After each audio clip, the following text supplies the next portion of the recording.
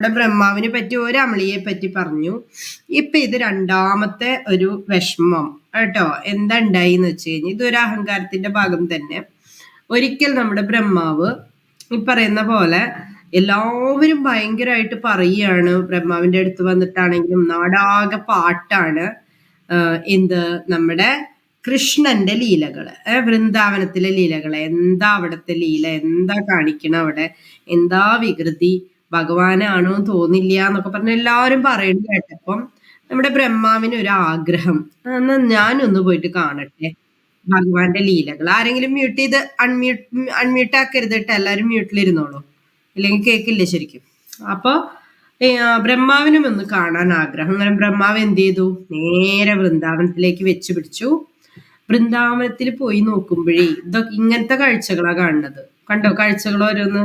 ഈ കാഴ്ച അങ്ങോട്ട് കാണുമ്പോ നമുക്ക് സഹിക്കില്ല. എന്താ വെച്ചാല് അയ്യോ ഇതൊരു ഭഗവാൻ തന്നെയാണോ എന്ന് സംശയം. ഭഗവാന്റെ ചുറ്റും നോക്ക്, റെക്കോർഡിംഗ് ഭഗവാന്റെ ചുറ്റും നോക്ക്, ഓരോരുത്തർ ഇരിക്കണം നോക്ക്. എല്ലാ ഗോപന്മാരും ഭഗവാന്റെ ചുറ്റും ഇരിക്കുന്നുണ്ട്. ഭക്ഷണം കഴിക്കണത് എങ്ങനെയാ വെച്ചാല് ഭഗവാൻ കഴിക്കും. ചില ഭഗവാന്റെ ഗോപന്മാരും കഴിക്കുന്നുണ്ട്. പക്ഷെ ഗോപന്മാര് കഴിക്കുമ്പോ ചില സമയത്ത് ഭഗവാൻ എന്താ ചെയ്യാന്ന് പറഞ്ഞാൽ, ഭഗവാൻ ഇഷ്ടപ്പെട്ട ഗോപന്മാര് കഴിക്കണമെങ്കിൽ ആ ഗോപന്മാരുടെ വായിന്ന് അതെടുത്ത് കഴിക്കും.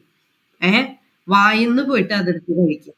അതുപോലെ ചില കളികളില് ഗോപന്മാര് കളിക്കുമ്പം ഭഗവാൻ അവരെ എടുത്ത് ഏറ്റി നടക്കണു. പിന്നെ ചിലപ്പോ ഗോപന്മാരായിട്ട് മണ്ണിൽ കിടന്ന് ഉരുളണു. ഇതൊക്കെ കാണുമ്പോഴേ ബ്രഹ്മാവിന് അങ്ങട് ഈ നിക്കണത് ഭഗവാൻ തന്നെയാണോ എന്നൊരു സംശയം. അല്ലാന്നാ തോന്നുന്നത് ഭഗവാനാണെങ്കിൽ ഇങ്ങനത്തെ കളിയൊക്കെ കളിക്കുവോ?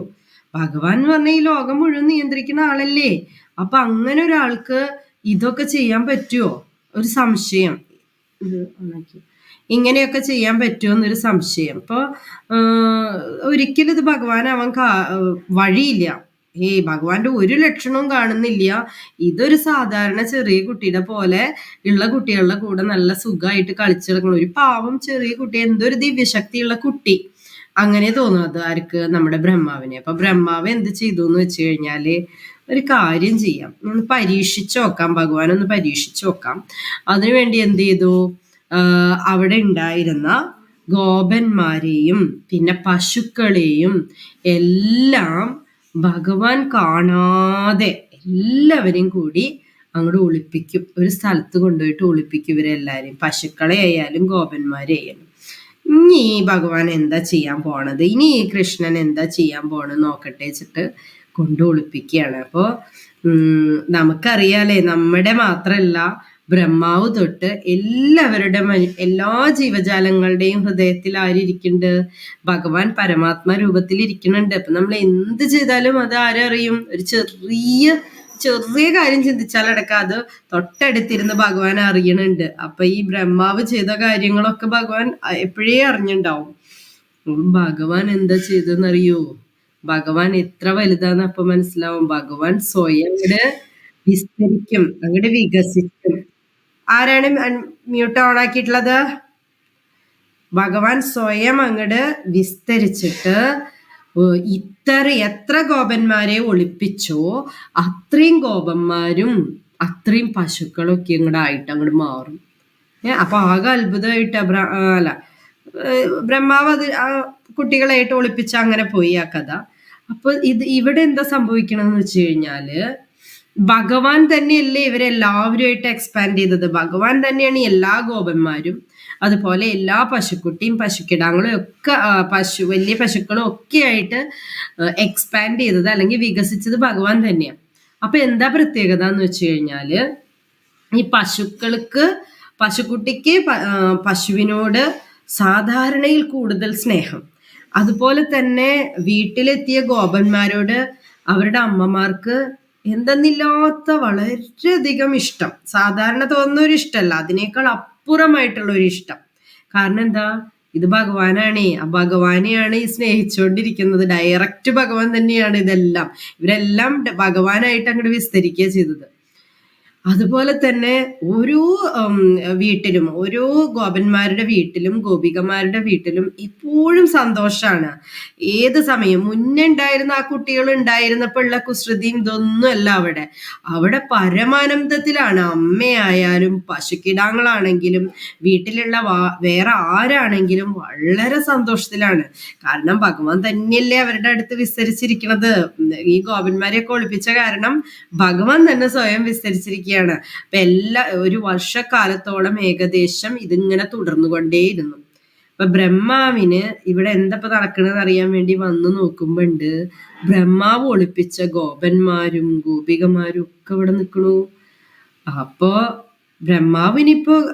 ബ്രഹ്മാവിന്റെ കയ്യിലുള്ള കുട്ടികളെ കൊണ്ട് ഇനി എന്താ ചെയ്യേണ്ടതെന്ന് അറിയാണ്ടാണ് ബ്രഹ്മാവ് നിൽക്കണം. ബ്രഹ്മാവിന്റെ കയ്യിൽ കുറെ ഗോപന്മാരും ഗോപികമാരും ഒക്കെ ഉണ്ടല്ലോ, ഇവരൊക്കെ എന്താ ചെയ്യാ?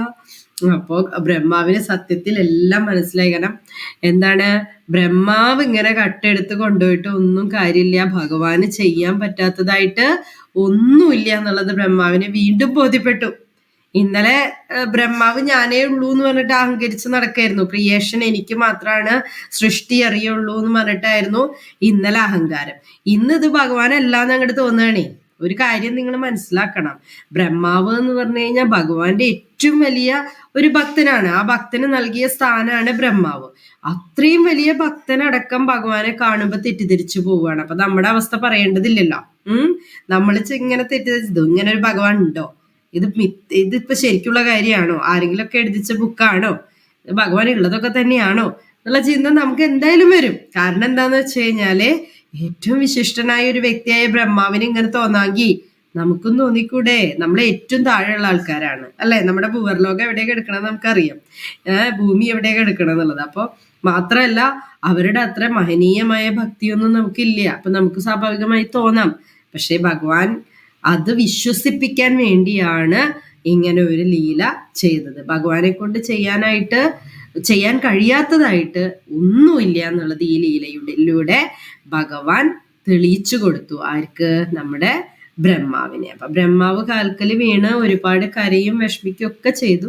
പക്ഷെ ഇതിലൂടെ അഹങ്കാരത്തിന് ഒരു പാഠം പഠിക്കുകയും ചെയ്തു ബ്രഹ്മാവ്. കേട്ടോ?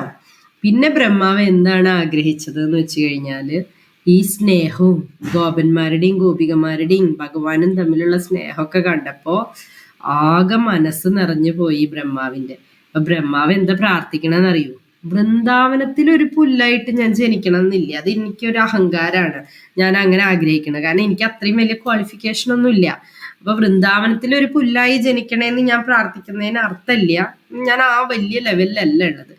വൃന്ദാവനത്തിന്റെ അടുത്ത ഗ്രാമത്തിൽ ഒരു പുല്ലായിട്ട് എനിക്ക് ജനിക്കാൻ പറ്റുവാണെങ്കിൽ ഭഗവാനെ അതൊന്ന് നിവർത്തിച്ചു തരണേ. ഇടയ്ക്കൊക്കെ അങ്ങോട്ടും ഇങ്ങോട്ടും ഒക്കെ ഭഗവാനൊന്ന് നടക്കുമ്പോ, അപ്പുറത്തെ പട്ടണത്തേക്കും വില്ലേജിക്കൊക്കെ വരുമ്പോ ഒന്ന് ചെറുതായി എന്നെ അമർത്തി ചവിട്ടിയാലോ, ആ ഭഗവാന്റെ കാൽപാദം എന്റെ ശിരസിൽ വീണാലോ, വെച്ചാലോ എന്നുള്ള ഒരു ആഗ്രഹത്തിൽ ബ്രഹ്മാവ് പ്രാർത്ഥിക്കുകയാണത്. അതായത് ഒരു പുൽക്കൊടിയായിട്ടെങ്കിലും തൊട്ടപ്പുറത്തെ ഗ്രാമത്തിലെ, വൃന്ദാവനത്തിന്റെ തൊട്ടപ്പുറത്തെ ഗ്രാമത്തിലെങ്കിലും ഒരു പുൽക്കൊടിയായിട്ടെങ്കിലും ജനിക്കാൻ എനിക്ക് കഴിയണേ ഭഗവാനെ എന്നുള്ളത്. അങ്ങനെയാണ് ഓരോ ഭക്തന്മാരെയും ഭഗവാൻ പ്യൂരിഫൈ ചെയ്യുന്നത്. നമ്മുടെ എന്താണ്, നമുക്ക് കുറെ അശുദ്ധത ഉണ്ടെന്നല്ലേ പറയല്ലേ? അഹങ്കാരം ഒരു അശുദ്ധതയുടെ ലക്ഷണമാണ്. അതുപോലെ ഒരുപാട് അശുദ്ധത ഉണ്ടാവും. ഇതുപോലെ കുഞ്ഞു കുഞ്ഞു പരീക്ഷണങ്ങൾ ചെയ്ത് ആ അശുദ്ധതയൊക്കെ മാറ്റി നമ്മുടെ പത്തര മാറ്റി പൊന്നാക്കുക എന്നുള്ളതാണ് ഭഗവാന്റെ ഉദ്ദേശം. അങ്ങനെ പത്തര മാറ്റി പൊന്നായാലാണ് നമുക്ക് ഭഗവാന്റെ കൂടെ താമസിക്കാൻ കഴിയുള്ളൂ, ആ ധാമത്തിലേക്ക് തിരിച്ചു പോവാനായിട്ട് പറ്റുള്ളൂ. കേട്ടാ? ഹരേ കൃഷ്ണ. ഇന്ന് ഇത്രയേ ഉള്ളൂ കഥ. നിങ്ങൾ ഒരുപാട് കേട്ട കഥയായിരിക്കും അല്ലേ? ബ്രഹ്മവിമോഹന ലീല എന്നാണ് ഈ കഥയുടെ പേര്.